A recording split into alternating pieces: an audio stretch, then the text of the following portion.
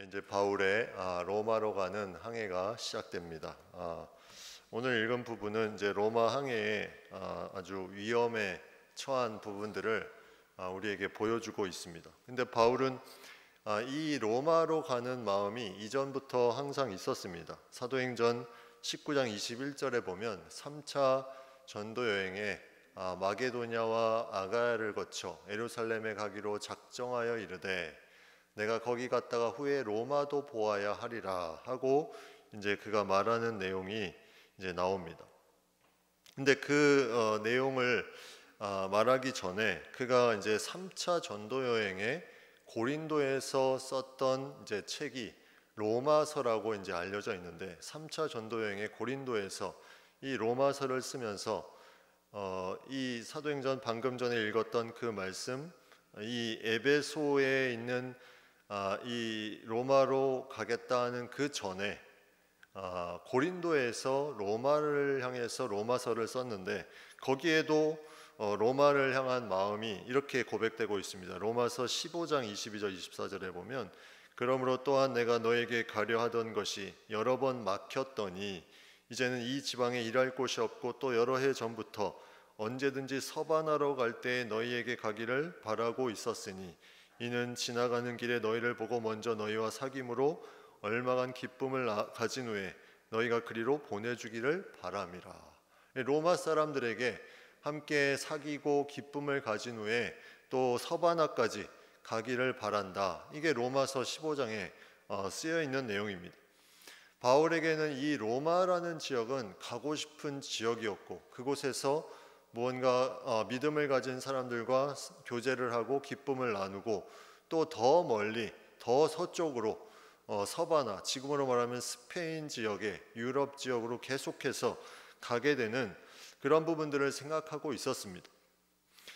예수님께서 예루살렘에 바울이 이제 들어오고 나서 분명히 또한 환상 중에 말씀해 주신 부분도 이 로마에 가서 나를 증언할 것이다. 사도행전 23장 11절 말씀에 그날 밤에 주께서 바울 곁에 서서 이르시되 담대하라 내가 예루살렘에서 나의 일을 증언한 것 같이 로마에서도 증언하여야 하리라 하시니라. 분명히 로마까지 가는 것이 바울의 마음이 그게 어떤 자신의 어떤 계획과 꿈이 아니라 그 안에 하나님의 뜻이 분명히 있었고 그것이 하나님의 말씀을 통해서 이루어질 것이다. 이것을 또 듣게 됩니다. 예루살렘에 들어와서 1차, 2차, 3차를 마치고 로마로 가는 서신은 일단 보내고 그걸 써놓고 이제 그것을 예루살렘에서 하나님의 확신을 받게 되죠. 근데 이렇게 말한 바울은 정말 기쁨으로 그 로마 사람들과 사귈 수 있는 그런 어떤 자신의 생각의 어떤 목적과 또 어떤 그런 과정과 그런 부분들에 합당하게 로마까지 가지는 못했습니다. 왜냐하면 그는 예루살렘에 들어오자마자 많은 신문을 당하고 천부장과 또 총독과 또 아그리빠 왕에게까지 계속 신문을 거쳐서 그런 어려움 가운데 미결수 죄수의 신분으로 아직 확정되지 않은 죄수의 신분으로 로마 사람인 것으로 인해서 이제 로마까지 가게 되는 가이사에게 상소한 부분을 통해서 로마까지 가게 되는 그 과정에 있어서는 조금 다를지라도 결국은 로마까지는 가게 되는 그런 상황을 우리가 보게 됩니다. 사실 이 로마로 가는 과정도 상당히 어려운 과정이었습니다. 오늘 본문에도 보시면 계속해서 이 항해 중에 어려움들이 일어나는데 이제 유라굴로라는 광풍이 일어나면서 배가 막 어떻게 될지 모르는 그런 상황이 나옵니다. 그리고 또 하나 이 바울이 가는 배에는 함께 탄 사람들이 있었는데 거기 함께 탄 사람들이 다른 죄인들이 있었다 이렇게 나오고 있습니다. 다른 죄인들도 그곳에 이제 죄수들도 있었고 그 다음에 아구스도대의 백부장 율리오라는 사람이 있었다. 이 아구스도대 이 사람은 이 로마의 황제의 어떤 황제 치하의 어떤 지방에 주둔하는 친위대 형식의 부대라고 생각할 수 있습니다.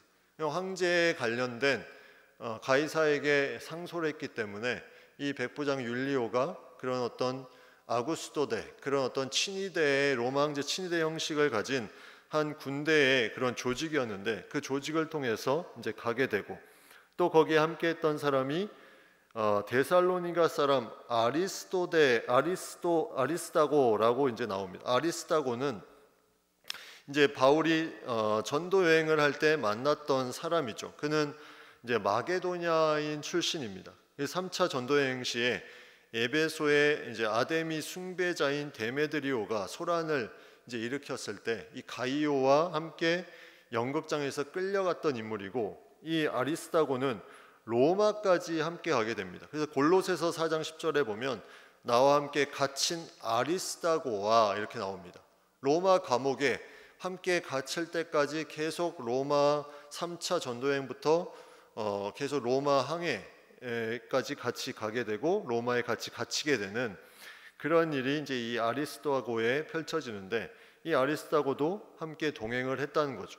이런 어떤 계속해서 나오는 이 이달리아라고 하는, 지금 이제 나라로 따지면 한 이탈리아 정도 되는데, 이달리아라는 지역은 이제 로마를 포함하고 있는 로마 전체에 정복한 지역을 이달리아라고 말합니다. 그 당시에는 어떤 나라라는 개념보다 지역적인 대륙적인 개념이 더 컸기 때문에 이제 거기까지 계속 이들이 이제 동행하면서 나아가는 것을 보게 됩니다. 베스도와 아그리빠 왕의 신문을 이제 마치고, 그 신문 후에 결국 그들이 유대인의 환심을 사고 또 가이사에게 상소한 부분들을 통해서 이제 로마로 보내고, 그때 동행한 사람들이 이제 다른 제수들, 또 백부장 율리오, 또 아리스다고, 이제 이러한 부분들로 가는데, 과연 이들이 이제 가는 과정 가운데 어떠한 일들이 펼쳐질 것인가? 사실 바울은 로마 시민권이 있었기 때문에 그가 아직 미결수의 신분으로 이제 확정되지 않고 가는 사람이었지만, 다른 죄수들은 어떤 신분이었을까 생각을 해보면 이 다른 죄수들은 로마 시민권을 가질 수가 없는 상황이죠. 유대인들이나 또 뭐 이방의 다른 사람들이나 그들이 아마도 이제 그 형을 확정받고 거의 사형 정도의 강한 형을 확정받아서 그 로마에 있는 원형 경기장 콜로세움이라는 곳에 이제 많은 이제 그 로마 사람들의 그런 어떤 경주에 하나의 희생양으로 쓰기 위해서 로마로 가는 그런 제수가 아닐까, 이제 그런 어떤 판단을 하게 됩니다. 근데 그런 어떤 부분들이 우리가 영화에도 많이 보죠. 배너라는 영화에 보면 그 주인공이 이제 마차를 가지고 이제 어떤 경쟁을 벌이는 것이 원형 경기장에서 나오고, 또 일반적으로 이 원형 경기장에는 아주 참혹한 장면들이 많이 있습니다. 사자를 풀어놓고 이 유대인 죄수들을 같이 풀어놓고 이제 대결을 시켜서 당연히 사자에게 먹히게 되죠. 그런 것들을 로마 사람들이 즐겼는데, 그러한 사형수들을 이제 끌고 로마에 가서 그렇게 죄수들을 이용하는, 그러니까 이 사람들은 어차피 가서 죽으나 항해에서 죽으나 죽는 목숨은 마찬가지입니다. 근데 바울은 상황이 틀렸죠. 바울은 아직 미결수입니다. 결정되지 않은 그런 죄인. 그런데 이들이 이제 항해하면서 함께 이제 가는 그 과정 가운데 일어나는 부분들, 이제 그 가운데 이제 항해를 시작하는데, 유대인들의 사고 속에는 이 항해라는 것이 어떤 의미일까? 이제 성경에 많은 말씀들이 있지만 사실 이 바다에 관련된, 물론 바다가 하나님이 창조한 하나의 부분이지만 이 유대인들이 바다에 대한 부분의 인식은 그렇게 좋은 인식이 아니었어요. 그리고 유대인들이 항해를 즐겨하는 그런 민족도 아니었습니다. 밑에는 그 애굽이라는 이제 나라가 있었고, 위에는 또 그 항해를 하는 그리스와 바사라는 지역이 있었습니다. 그런 지역에 항해를 이제 위아래로 하고 지중해가 있었지만, 그런 부분들의 이제 항해하는 나라보다는 항해를 즐겨하는 민족이 아니었는데, 그 중에 이제 출애굽 시에 홍해라는 우리가 잘 아는 홍해를 가른 사건이 나오죠. 그 사건이 이제 시편에 보면 하나님이 그 가른 사건을 어떻게 표현하냐, 시인이 이렇게 표현하고 있습니다. 시편 93편 3절 4절에 보면 여호와여 큰 물이 소리를 높였고 큰 물이 그 소리를 높였으니 큰 물이 그 물결을 높이나이다. 높이 계신 여호와의 능력은 많은 물소리와 바다의 큰 파도보다 크니이다. 이렇게 말합니다. 다시 말하면 여호와의 능력이 그 바다의 어떠한 힘보다 더 큰 것이다. 바다와 하나님의 그런 어떤 힘에 있어서 이 바다가 아무리 거셀지라도 그것을 갈라버리는 하나님의 놀라운 역사가 그 가운데 나타나고, 이를 통해서 바다를 이기시는, 바다의 어떤 풍랑과 어려움을 이기시는 것을 표현하게 됩니다. 다니엘 7장 3절에는 또 이런 말씀이 있습니다. 큰 짐승 넷이 바다에서 나왔는데 그 모양이 각각 달랐다. 큰 짐승 넷이 바다에서 나왔는데 그 모양이 각각 달랐다. 이 큰 짐승 넷은 바로 미래에 펼쳐질 그런 나라들, 다시 말하면 이스라엘을 힘들게 하는 그런 나라들인데, 이처럼 유대인들에게 바다는 어떤 악한 세력들이 나오거나 유대인들을 힘들게 하거나 이런 부분들로 이제 인식이 됐기 때문에 이 바다를 항해한다는 것이 그렇게 흔한 일이 아니었고 위험에 빠지는 그런 부분들이 거기에 도사리고 있었음을 우리가 생각해 보게 됩니다. 근데 바울에게 바다는 어떤 의미였을까? 바울은 이미 1차, 2차, 3차 전도 여행에 다 배를 타고 바다 여행을 이미 한 사람입니다. 유대인들은 바다를 항해를 거의 못했지만 바울에게는 이 항해를 이미 많이 했기 때문에 바다에 조금만 무언가 기후적으로 또 어떤 날씨나 시기적으로 낌새를 이 바울은 잘 알아차릴 수 있는 그런 배에 대해서 또 이런 항해에 대해서 조금 더 정통한 그런 부분들이 있었습니다. 그리고 고린도후서 11장 25절에 보면 바울의 그 고난 목록이 쭉 나오는데 그 중에 3번 파선하였다, 일주일을 깊은 바다에서 지냈다, 이렇게 나옵니다.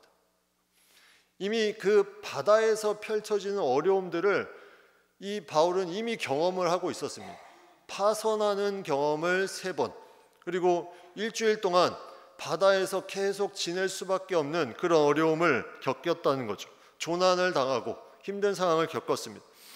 일반적인 경우라면 그러면 바울이 이렇게 바다에서 어려움을 처했다면 바다에 또 나아가는 것이 하나의 트라우마가 될 수 있죠. 내가 또 바다에 나아가면 또 조난을 당하거나 파선을 당하지 않을까? 이런 어려움이 있을 수 있습니다. 그런데 바울에게는 이 뒤에 이제 내용을 보면 그러한 마음이 잘 보이지 않고 오히려 더 담대하게 확신을 가지고 그가 나아가는 것을 보게 됩니다. 그 이유가 무엇일까? 1차, 2차, 3차 전도여행에 배를 타고 계속 이동을 합니다. 근데 그가 이동하면서 가만히 있었겠습니까? 그 선교를 가는 그 과정 가운데 그 밟게 될 땅을 위해서 계속 하나님의 마음을 품고 기도했겠죠. 기도하면서 나아갔을 겁니다. 우리가 선교를 가면 항상 공항을 거치는데 공항을 거칠 때 이 기도하는 마음이 항상 일어납니다. 기도하는 마음, 그 나라를 향해서 기도하는 마음.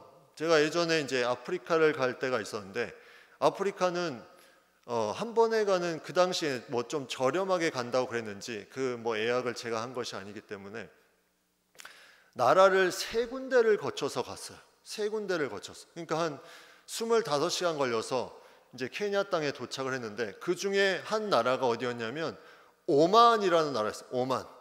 이 오만이라는 그 중동 국가는 이슬람 사람들이 주로 사는 그 공항에는 뭐가 있냐면 그 이슬람교 사람들이 기도하는 그런 기도하는 공간이 있었어요. 그런 공간이 있으면 이제 단기 선교팀이 가서 조용히 기도할 수 있는 공간이 있으니까 어떻게 하겠습니까? 이제 그 이슬람교를 위해서 만들어 놓은 공간을 기독교인이 들어가서 거기서 같이 기도하는 거죠. 이러한 마음들이 공항에 이제 펼쳐져 있으면 그것이 마음이 일어나서 이제 그런 어떤 같이 기도할 수 있는 부분이 있는데, 이 바울도 이제 항해하는 그 가운데 1차, 2차, 3차 때에 그런 어려움들이 계속 있었고 그런 경험을 했기 때문에 이 로마로 갈 때도 여기에 무언가 하나님의 뜻이 자신이 겪게 되는 그 트라우마보다 하나님의 뜻이 있음을 확신하고 나아가지 않았을까 하는 이제 생각을 해보는 거죠.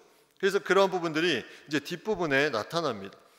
근데 이 항해를 보면 다른 부분하고는 좀 이제 다른 부분 이제 좀 볼 수 있는 게 함께하는 사람들이 좀 더 명확하게 나타나 있습니다. 그리고 여기 보면 배의 이름도 이제 명확하게 나타나 있죠. 2절에 보면 아드라무테노라는 배가 나오고 또 그 뒤에 보면 알렉산드리아 배라는 배가 나옵니다. 6절에 그런 어떤 배의 이름도 명확하게 나오고 또 각각의 지역도 명확하게 나옵니다. 로마로 가는 그 일정에 이제 명확하게 나오는 그런 부분들. 그래서 어떤 학자는 이 부분을 보고 누가복음을 쓴 누가가 예수님이 십자가에 달리셨을 때 그 과정을 보면 다른 부분보다는 조금 더 자세하게 기록한 부분이 있다. 이제 그게 뭐냐면 예수님이 이제 십자가에 달리시는 고난이 있기 때문에 그 과정을 누가가 조금 더 자세하게 풀었었다.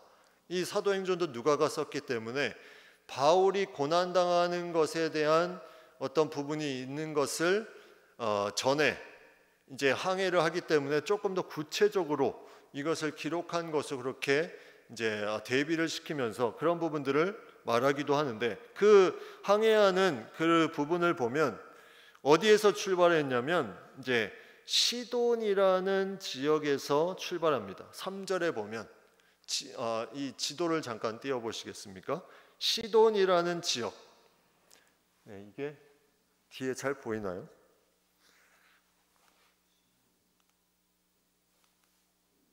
네, 이게 빛이 안 들어가네요. 시돈이라는 지역에 이제 여기 오른쪽 보시면 예루살렘 위에 시돈이라는 지역이 있죠. 거기서부터 출발해서 구브로 가서 이제 길리기아 밤빌리아 쪽으로 대륙을 통해서 그 사이에 바닷길로 가서 무라라는 지역에 갑니다. 무라. 예, 루기아 밑에 무라라는 지역이 있죠. 그 다음에 니도, 그 다음에 살모네라는 이제 그 살모네부터가 이제 그레데 섬의 항구입니다. 살모네, 그리고 미항, 그리고 베닉스 이 세 군데가 나오는데 이 지역적으로도 자세하게 나오면서 이 항해를 계속 하는데 이제 중요한 것은 이 당시에 어떠한 상황이었냐면 오늘 읽은 말씀 9절 말씀에 보면 이렇게 말합니다. 여러 날이 걸려 금식하는 절기가 이미 지났으므로. 이때가 어떤 때일까? 여러 날이 걸려 금식하는 절기가 이미 지났으므로. 금식하는 절기가 이미 지났다. 이제 이 금식하는 절기에는 1년 중에 가장 중요한 명절이 있었는데 그 날이 뭐냐면 대속죄일이라는 명절이었습니다. 대속죄일. 그때는 자신의 몸을 스스로 괴롭게 한다. 이제 레위기 16장에 보면 그런 표현이 있는데 그 명절을 지나는 날, 다시 말하면 그날은 10월 초순 정도의 어떤 날짜. 이 이제 배를 타고 가는 그 해가 주 한 59년부터 이제 62년 정도의 기간으로 보면 그 날이 한 10월 5일 정도라고 이제 보게 되는데 그 날이 어떤 날이냐면 9월부터 3월까지는 이 배에 타고 이렇게 이동하는 것이 상당히 어려운 시기였습니다. 왜냐하면 겨울철이고 여기 본문에도 보면 이제 곧 겨울이 온다는 말이 있죠. 12절에 보면 그 항구가 겨울을 지내기에 불편함으로 이렇게 되어 있는 걸 보면 이제 9월부터 3월까지인데 이제 10월이 넘어가는 그 시기, 특히 11월부터 1월까지는 거의 항해하는 배가 없었을 정도로 그런 때가 바로 이때였습니다. 그런데 배를 타고 죄인들을 데리고 죄수들을 데리고 이제 로마로 가는 이 부분을 이제 하고 있는데 바울은 이 시기가 어떤 시기인지 잘 알고 있죠. 막 바람이 불고 동풍이 불어가지고 배가 어려움에 처했던 경험들이 있기 때문에 그가 그런 경험으로 인해서 10절에 이렇게 말합니다. 여러분이여 내가 보니 이번 항해가 화물과 배만 아니라 우리 생명에도 타격과 많은 손해를 끼칠 것이다. 이제 그 날씨, 기간도 그렇고 그가 어떤 배에 대한 부분에 어떤 날씨, 느낌, 또 기간 그 모든 걸 종합해서 많은 손해를 얻게 될 것이다. 그런데 이것이 단지 바울의 그 사고로 인해서 이루어진 것이 아니라 하나님께서 주신 무언가가 그 안에 있기 때문에 이렇게 말을 했는데 11절에 보면 백부장이 선장과 선주의 말을 바울의 말보다 더 믿더라 이렇게 나와 있습니다. 선장과 선주의 목적은 무엇입니까? 선장과 선주는 로마에 정확하게 데려다 주고 그 돈을 받아야 되는 목적이 있죠. 근데 바울은 어떻게 해서든지 가서 로마에서 그 황제를 만나는 것, 그리고 자신이 무죄인 것을 증명하는 것에 목적이 있습니다.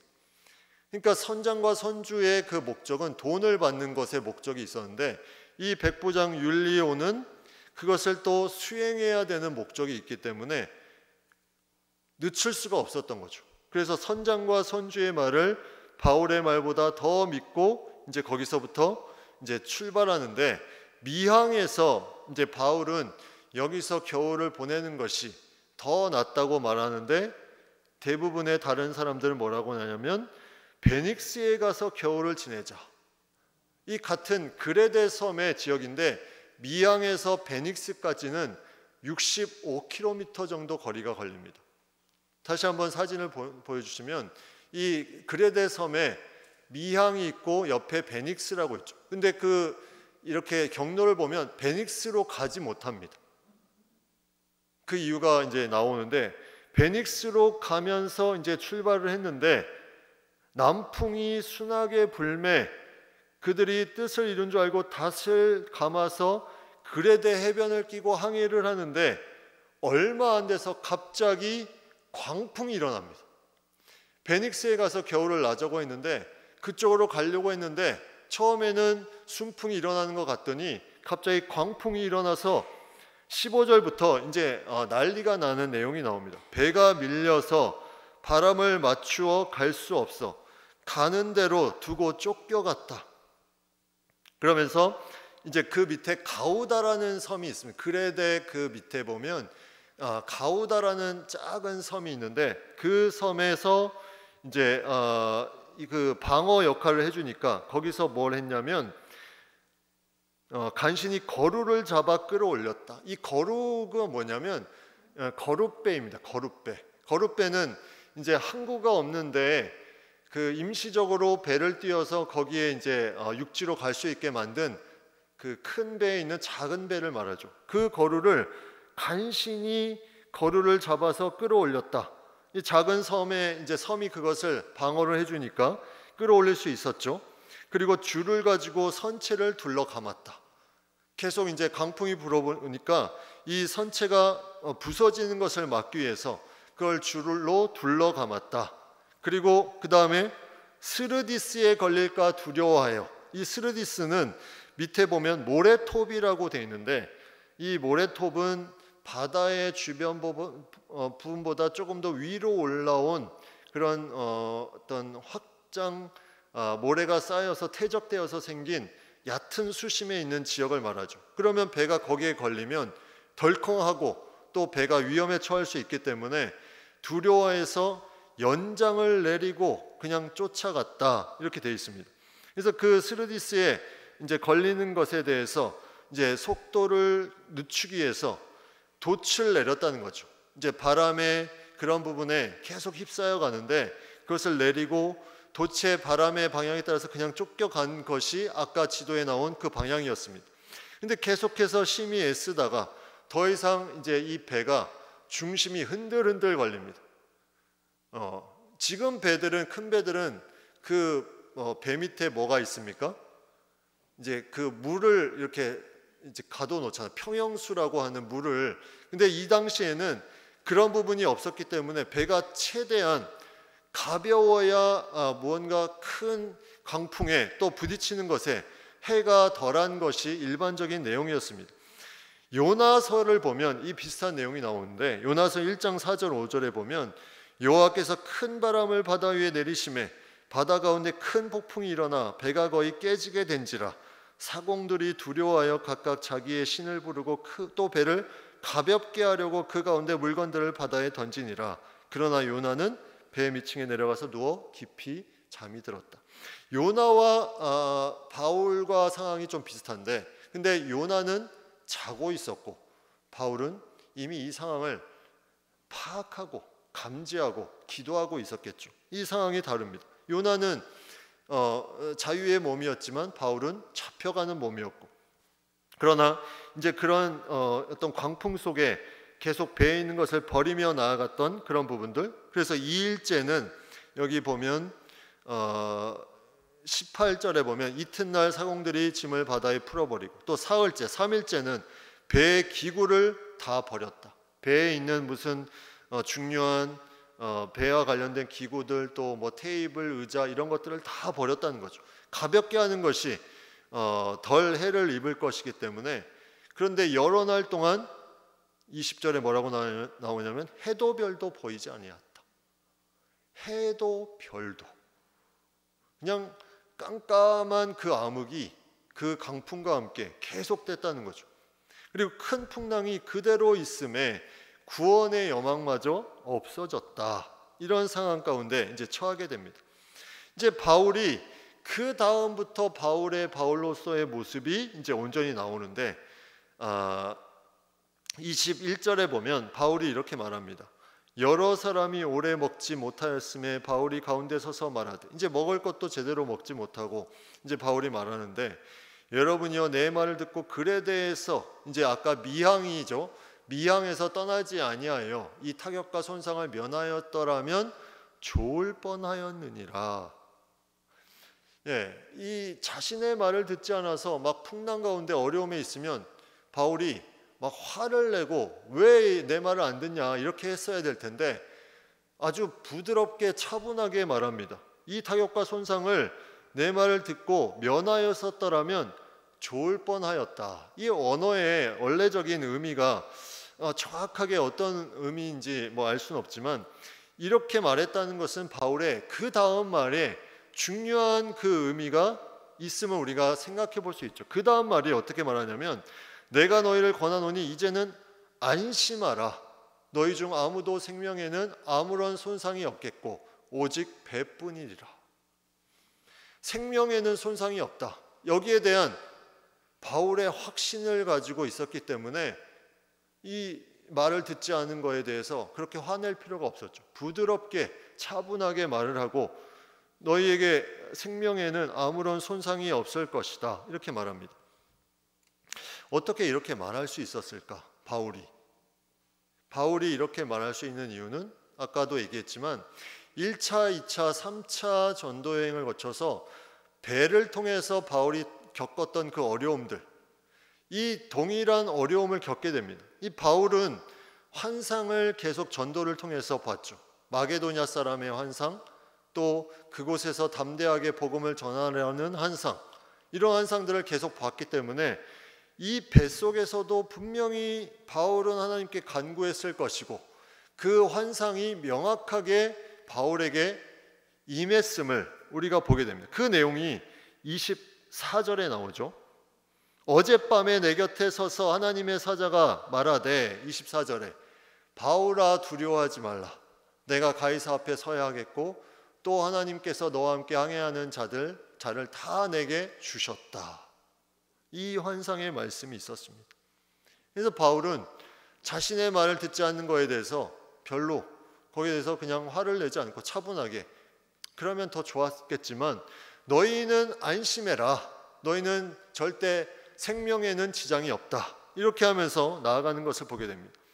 이전에는 이제 백부장이 누구의 말을 들었습니까? 선장과 선주의 말을 들었죠. 이제 누구의 말을 들을까요? 이제 바울의 말을 듣기 시작할 수밖에 없죠. 그 작은 배 안에 하나님의 그 중심의 역사가 바울을 통해서 다시 그 지휘권이 바뀌어지는, 어떻게 보면 우리가 사는 세상이 주인인 것처럼 막 어떤 하나님의 말씀이 아닌 그런 자신들의 생각으로 살아가지만 결국 그들이 당하는 풍랑 앞에 아무런 힘도 쓰지 못하기 때문에 그 안에 믿는 사람들의 그 중심을 가지고 살아가는 사람들이 그 상황에 하나님의 말씀을 가지고 우리가 나아가면 그 중심이 바뀌면서 새로워지는 그 배가 어쩌면 우리의 인생의 항해의 모습을 볼 수가 있습니다. 그 안에는 많은 사람들이 타고 있고 죄수들, 또 지휘관, 또 같이 가는 사람들 많이 있지만 처음에는 자신의 생각에 자신의 욕심대로 갔지만 결국은 하나님의 역사가 그 가운데 펼쳐지는 그 놀라운 것들을 우리가 이제 이 작은 배에서 로마로 가는 항해길에서 다시 바울이라는 믿는 사람을 사용하시는 것을 보게 됩니다. 그러한 놀라운 역사가 계속 그 다음에도 이제 펼쳐지는 부분들이 나타나죠. 그 부분들을 우리가 이제 다음에 같이 한번 나눌 때 더 좀 자세하게 보도록 하겠습니다.